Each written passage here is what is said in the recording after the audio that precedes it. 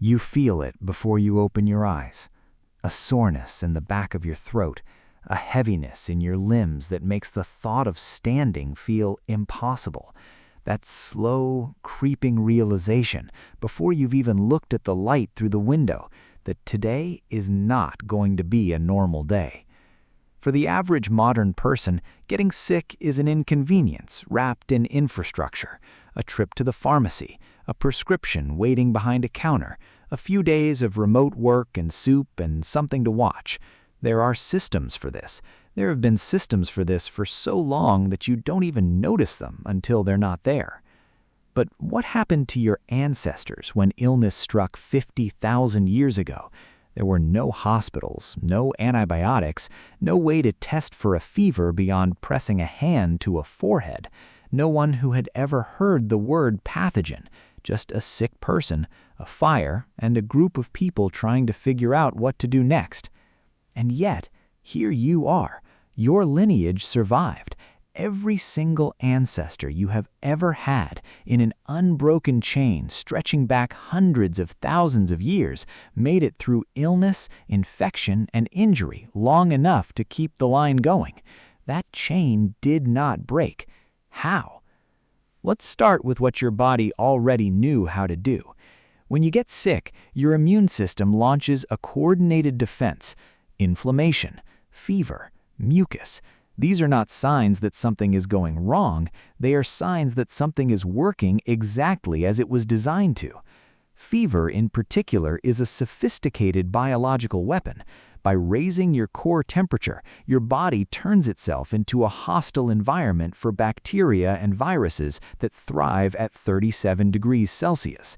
Your ancestors didn't understand this mechanically, but they recognized the pattern: the burning skin, the shivering, the sweating, and they did the single most important thing possible. They stopped. In a hunter-gatherer group, stopping meant everything. It meant the group reorganized around you. The healthy members went out, you stayed back, near the fire, near the water, near the people who knew you. This wasn't charity, it was evolutionary logic. Groups that took care of their sick members had more members survive, and more survivors meant more knowledge, more skill, more protection for everyone the next time something went wrong. Caring for the sick was not a moral luxury, it was a survival strategy, so effective that it got written into human nature itself. The skeletal record confirms this in ways that are hard to look at without feeling something. In Shanidar Cave, in what is now northern Iraq, archaeologist Ralph Selecki uncovered a Neanderthal skeleton that had survived to middle age with a withered right arm, a healed blow to the head, severe arthritis, and what appears to have been significant vision loss. Paleoanthropologist Eric Trinkus, who studied these remains in detail, concluded that this individual, Shanidar I, could not have survived without sustained, deliberate care from others. Someone fed this person, someone helped them move, someone kept them close to warmth and shelter long after they could no longer contribute to the hunt. Your ancestors, not just early modern humans, but Neanderthals, the species you share 99% of your non-African DNA with, were already practicing something that looked, functionally, exactly like compassionate care, long before civilization, long before anyone had a word for compassion. But care alone wasn't the whole picture. Your ancestors were also paying extraordinarily close attention to the natural world around them, and what they found there, over thousands of years of careful observation, was a pharmacy built into the forest itself. In 2012, a team led by researcher Karen Hardy at the Autonomous University of Barcelona analyzed dental calculus, the hardened plaque that forms on teeth and preserves a chemical record of everything a person ate or touched, from Neanderthal individuals at the El Cedrón cave site in northern Spain.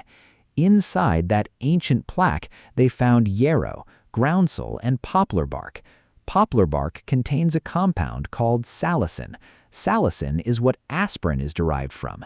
These Neanderthals, with no chemistry, no scientific method, no written record of any kind, were consuming the same compound that modern medicine would later synthesize into one of the most widely used pain relievers on Earth, and they were doing it deliberately. These plants had no caloric value. They were bitter. There was no nutritional reason to eat them. The only logical reason was relief. Your ancestors didn't guess. They watched, they remembered, they tested, and they passed it on. Otzi the Iceman gives us another window. Found frozen in the Alps in 1991 and preserved for roughly 5,300 years, Otzi was carrying 2 different species of fungi threaded onto a leather cord. One was the birch polypore fungus, Piptoporus betulinus, which has documented antimicrobial and parasitic properties. Otzi also had evidence of intestinal parasites at the time of his death. He wasn't carrying those fungi as decoration or ritual objects. He was carrying his medicine kit, 5,000 years ago, threaded on a leather cord like a prescription bottle hanging from his belt. So let's reconstruct a day. You are somewhere in the open grassland and woodland that covered much of Europe during the Pleistocene, the geological epoch that shaped nearly everything about the human body you currently live in. Your group is small, maybe 20 or 30 people. You've been sick for 2 days now. A fever, a deep cough. Your chest aches when you breathe. You are not going out today. An older person, someone who has seen this before, someone who has watched others recover and watched others not, brings you a poultice of chewed leaves pressed against your chest. You don't know what antimicrobial compound lives inside those leaves. She doesn't either. What she knows is that her mother did this and people got better. That knowledge is enough. Someone keeps the fire burning higher than usual. Someone brings you water without being asked. The children are kept a little farther away, not because anyone understands germ theory, but because experience has taught that what you have sometimes spreads. Your group is reading patterns accumulated over hundreds of generations of watching who recovered and who didn't, and what was different about how they were cared for. This isn't superstition, it is empirical knowledge built from evidence, encoded in behavior and passed down through watching and doing long before there was any other way to transmit it.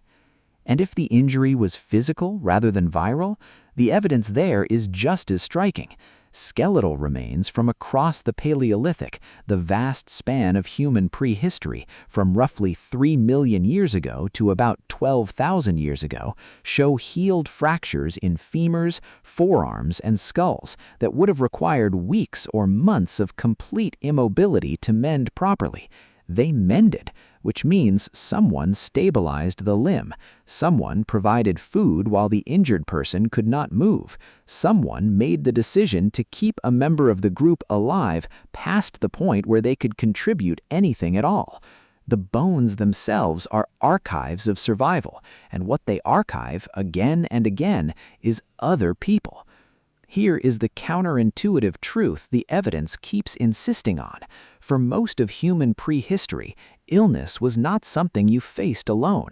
Modern sickness is often profoundly isolating. You go home, you close your door, you wait it out in your apartment, behind a screen, ordering soup from a stranger on an app. Even the public health infrastructure designed to protect communities does so partly by separating you from them. Your ancestors had none of that infrastructure, and precisely because of that, they had something else entirely. Constant proximity to people who knew them, who were watching them, who responded immediately because there was no other option and no other system. The sick were not separated from social life. They were pulled towards its center, near the fire, near the voices, near the hands that made the difference between recovery and not. Anthropologist James Sussman, who spent years living with the Juhanzi people of the Kalahari, one of the most studied surviving hunter-gatherer cultures on Earth, observed that illness in these communities triggered an immediate collective response. Knowledge was pooled out loud. Decisions were made together. The idea that healing was the private responsibility of one specialist with the right answer was largely absent from daily life. The whole group held it. This doesn't mean ancient illness was gentle. Infections that a course of modern antibiotics resolves in a week could kill within days on the savanna. Tooth abscesses, devastatingly common in populations who ate far more grit and ground bone than you ever will, could turn fatal if they spread into the jaw or bloodstream. Childbirth was the most dangerous recurring event in many women's lives. Parasites were constant and debilitating. There was real, serious suffering that no amount of plant knowledge or social warmth could prevent. Many people died from things that would not kill you today. The ones who made it had the right immune genetics, the right group around them, the right accumulated knowledge, and sometimes just the right luck in a world that offered no guarantees and no second chances. But what the evidence keeps returning to, again and again, is this. The humans who survived were rarely the ones who survived alone. They were the ones who had people with old knowledge, people who paid close enough attention to the natural world to find relief hidden in bitter bark and forest fungi, people who reorganized their entire daily life around one sick member of the group, because that was what you did, because that was what worked, because somewhere in the deep logic of being human, there was already an understanding that the survival of one was worth the effort of all. You feel it before you open your eyes. The soreness, the heaviness, the slow realization that today will be different. 300,000 years of ancestors felt exactly that, and chose quietly, again and again, in firelit camps and limestone caves and open savanna, not to face it alone. That choice is part of why you are here to feel it at all.